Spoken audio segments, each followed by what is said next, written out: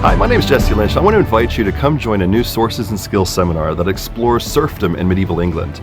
Now, for the next 11 weeks, we're going to dive into the original sources and look at what it tells us about majority of the people that are left out in most history books. What happened to these people, the serfs, the ones that were tied to the land, that were responsible for so much of what happened in medieval life, and yet we don't know much about them. How do we find out their story?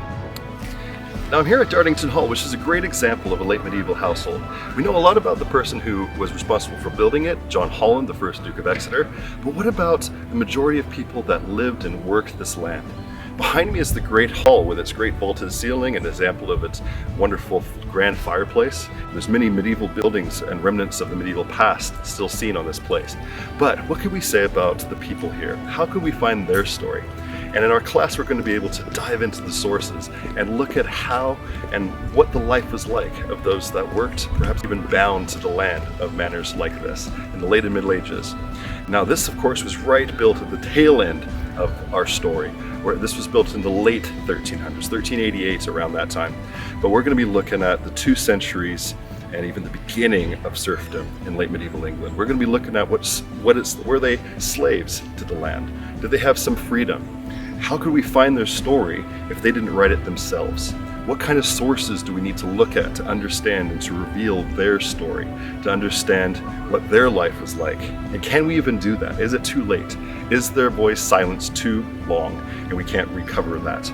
So that's what we're going to dive into by looking at the Sources and Skills class and looking at many different types of sources and how we can hear their story, maybe perhaps even understand a bit of their life a little more, and working at places like Dartington Hall. So I really encourage you to come check out the class on Wednesday. I would love to see you there. You don't have to be a medievalist or even invested in medieval history to fully grasp and understand this class. There's no experience necessary.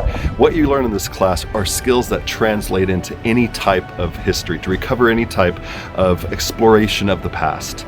For those people whose story aren't told in history books, those the subaltern whose voices have tended to be dropped from history, who might make up the majority of the population, like medieval peasants, but don't tend to make it into the history books. These are skills of how to understand, to read against the grain of certain sources, to hear who these people were, who directly or indirectly transformed this complete society of a certain area and time. That doesn't have to just be medieval peasants. You could think of any type of history where those type of people need to be studied and understood, and the skills of this class will help with that exploration. So I encourage you to come on Wednesday.